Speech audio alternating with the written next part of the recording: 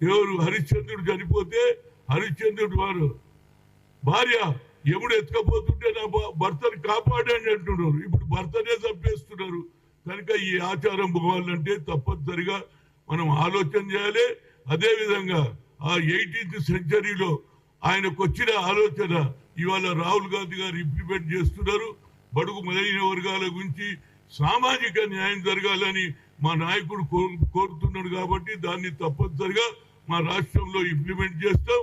అదేవిధంగా number 1 city కావాలంటే ఈ చెడు సాంప్రదాయాన్ని కూడా తప్పనిసరిగా దూరం చేసేసి ఇలాంటి వాతావరణాన్ని చెడగొట్టొద్దని, మహిళలకు ఉండే గౌరవం మనకు ఉండాలి, మగవాళ్ళకు ఉండే గౌరవం ఉండాలి, భార్యాభర్తలు కలిసి ఉండాలి, పిల్లలు కూడా తల్లి మీద ప్రేమ చూపించాలి, భార్యాభర్త మీద ప్రేమ ఇద్దరు కలిసి ఉన్నప్పుడే సంసారం బాగుంటుంది. లేకపోతే తల్లిదండ్రులకే చంపేస్తే, తండ్రినే చంపేస్తుంటే పిల్లల భవిష్యత్తు ఏం కాలే, వాళ్ళు కూడా రేపు పెళ్లి అవుతుంది.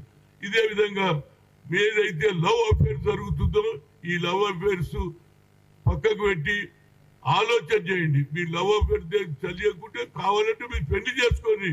ఎందుకంటే మీకు వచ్చినటువంటి వయసు సరిపోతుంది కాబట్టి కొట్లాడి చేసుకొని కానీ పెళ్లి చేసుకుంటారు. తర్వాత భర్తను ఏ విధంగా చంపాలని మహిళలే అయ్యేదో పెళ్లి చేసుకుని ఆడపడిచే స్కెచ్ చేసే వాతావరణం నేను చూడలేదు. దీని మీద నేను ఏది లేవు. ఇదైతే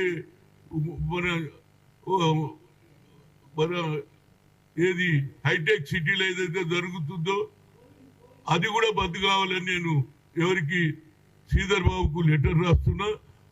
అన్నిటికంటే మించింది ఏంటంటే ఈ వాతావరణాన్ని చెడగొట్టడానికి